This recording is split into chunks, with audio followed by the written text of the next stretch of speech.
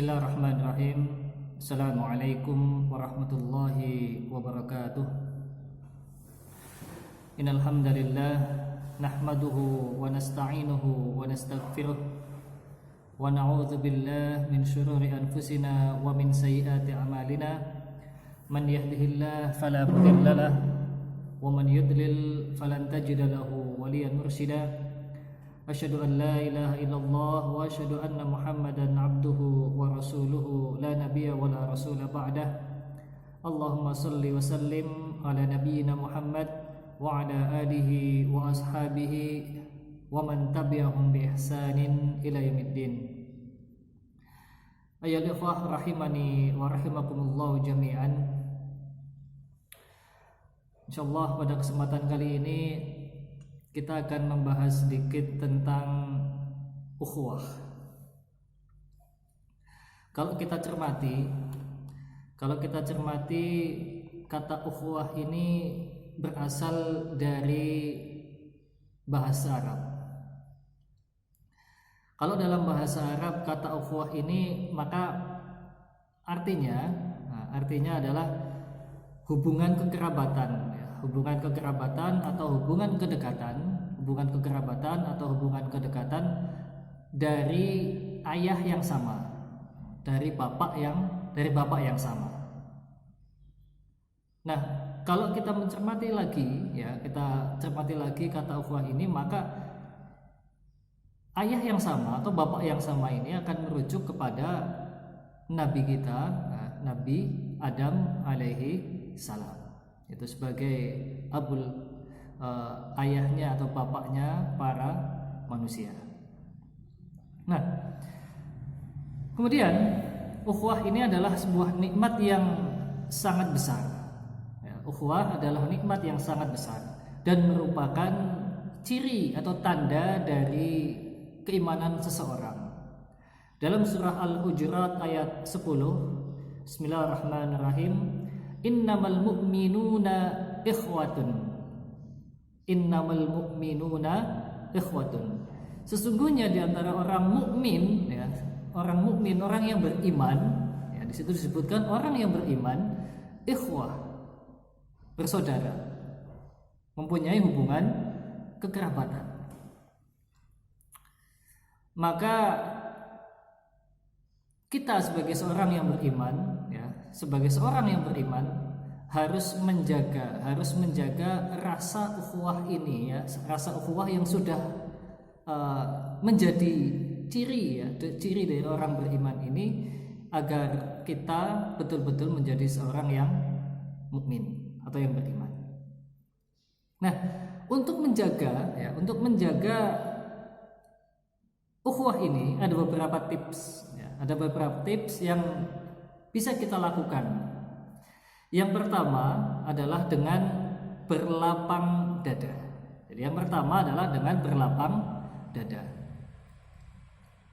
Saya ingat sebuah kisah dari sahabat Rasulullah SAW. Dalam sebuah hadis dikisahkan ada seorang sahabat. Pada saat itu sahabat sedang berkumpul dengan Rasulullah SAW, sudah mau melaksanakan sholat, sudah berdiri, sudah menata shaf bahkan. Maka Rasulullah SAW bersabda, akan datang kepada kalian atau akan datang pada kita seorang dari penghuni surga. Maka datanglah seorang laki-laki dari kalangan Ansor. Dia baru saja wudu, jenggotnya masih basah. Dia baru wudu, kemudian datang, kemudian ikut sholat bersama Rasulullah. Maka setelah salam, laki-laki Ansor ini kemudian hilang, sudah nggak ada. Keesokan harinya Rasulullah SAW mengatakan hal yang sama, akan datang kepada kita salah seorang dari penghuni surga. Maka datanglah laki-laki Ansor yang kemarin datang itu dengan keadaan yang sama. Janggutnya masih basah, dia baru selesai wudu, jadi dia nggak sempat sholat tahiyatul masjid, qobliyah, dia nggak sempat. Kemudian sholat bersama Rasulullah. Sholat berjamaah bersama Rasulullah dan sahabat-sahabat yang lain. Setelah selesai sholat, salam, kemudian sahabat-sahabat yang lain mencari, nggak ada, sudah hilang. Artinya dia tidak melakukan sholat ba'diyah. Di hari berikutnya, Rasulullah Shallallahu Alaihi Wasallam mengatakan hal yang sama. Akan datang kepada kita seorang penghuni surga. Maka datanglah laki-laki tersebut. Kemudian ada satu sahabat yang bernama Abdullah bin Amr bin Al-As. Dia penasaran, ya. Dia penasaran siapa sebetulnya laki-laki ini sampai 3 kali disebutkan oleh Rasulullah bahwa dia sebagai penghuni surga. Maka dijejeri, ketika sholat dijejeri, ketika pulang diikuti sampai rumahnya. Kemudian dia mengatakan, wahai paman, aku ingin nginep di rumahmu selama 3 hari. Kebetulan aku sedang ada masalah dengan ayahku dan aku bersumpah untuk tidak pulang selama 3 hari tersebut. Maka diizinkan, oke silakan, kamu nginep aja di rumahku. Nah, selama nginep di rumahnya, Abdullah bin Amr bin Al-As ini mengamati setiap perilaku, setiap apa yang dia lakukan. Ketika tidur, biasa saja ternyata, tidak ada yang spesial. Ketika malam, sudah mulai tengah malam, Abdullah bin Amr bin Al-As ini bangun duluan. Kemudian mengamati, kira-kira orang ini tahajud atau enggak. Dan ternyata tidak. Bangunnya apa? Sebelum adzan subuh dia bangun, kemudian berjamaah seperti biasa, seperti yang lainnya. Kemudian pulang, diikuti lagi, diperhatikan lagi apakah sholat duha atau enggak, dan ternyata tidak. Dan hampir Abdullah bin Amr bin Al-As ini tidak menemukan hal yang spesial dari dia. Maka setelah 3 hari nginep, Abdullah bin Amr bin Al-As ini jujur. Ya paman, wahai paman, sesungguhnya saya kesini ini bukan karena ada masalah dengan orang tua, tapi karena aku mendengar Rasulullah Shallallahu Alaihi Wasallam menyebutkan akan datang seorang ahli surga atau penghuni surga, dan yang datang itu jenengan atau kamu. Dan saya penasaran kenapa sampai disebut 3 kali dan yang datang selalu Anda. Dan saya penasaran kenapa Rasulullah SAW menyebutkan hal itu. Maka laki-laki Ansar ini kemudian menjawab, aku nggak tahu apa yang aku kerjakan yang seperti yang kamu lihat. Maka Abdullah bin Amr bin Al-As ini agak kecewa kemudian mau pulang. Sebelum pulang, Abdullah bin Amr bin Al-As ini dipanggil. Kemarilah. Mungkin amalan yang aku kerjakan yang mungkin tidak kamu kerjakan adalah seperti ini.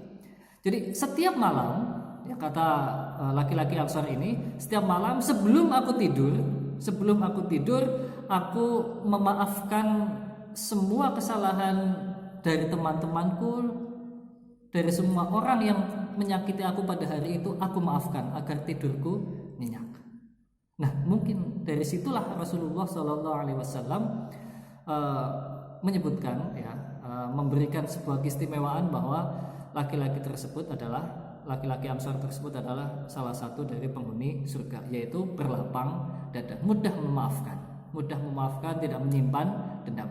Ternyata gampang untuk masuk surga, cukup gampang memaafkan, tidak menyimpan dendam. Sebelum kita tidur memaafkan semua kesalahan teman-teman kita, entah itu kenal atau tidak dimaafkan, maka itu merupakan salah satu dari kunci surga. Kemudian yang kedua, untuk menjaga ukhuwah, untuk menjaga ukhuwah adalah dengan saling mengenal. Kenal itu bukan hanya tahu nama saja, bukan hanya sekedar tahu nama, tidak. Namun lebih dari itu, yaitu mungkin kamu dengar suara langkah kakinya saja, oh ini si fulan. Atau dengar suara motornya saja, oh ini motornya Ustadz Taufik.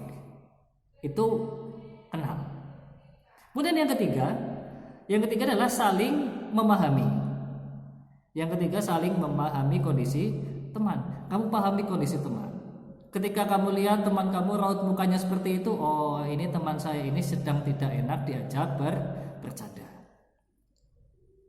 Kemudian ketika dia seperti ini berarti dia sedang tidak enak untuk diajak ngobrol. Itu memahami, ya, memahami kondisi teman kamu.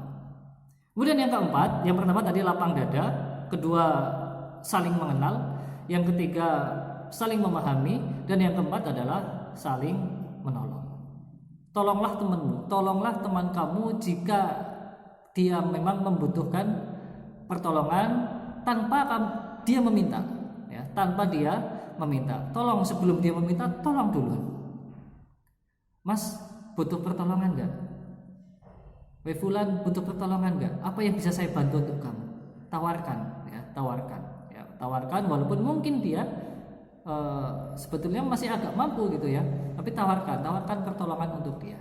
Sekiranya dia mempunyai kesulitan, tawarkan saja.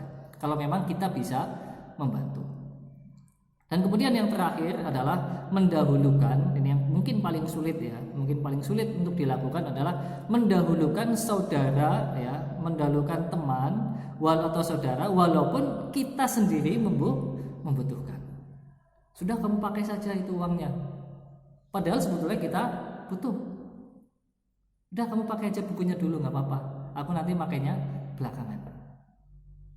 Nah itu yang kadang sulit ya. Yang terakhir ini yang mungkin agak sangat sulit untuk dilakukan, yaitu mendahulukan teman walaupun kita sendiri membutuhkan. Itu sedikit tips bagaimana menjaga pertemanan, menjaga ukhuwah, ya, ukhuwah Islamiyah, karena sesama muslim. Ingat ya, kalau sesama muslim namanya ukhuwah Islamiyah, tapi kalau dengan non muslim ukhuwah juga, karena terikat dengan Nabi Adam, maka namanya bukan ukhuwah Islamiyah tapi ukhuwah insaniyah. Ingat ya, ukhuwah insaniyah. Ini saja, semoga bermanfaat. Usikum wa iyaya wa nafsi bittaqwallah wa qad fazal muttaqun. Assalamualaikum warahmatullahi wabarakatuh.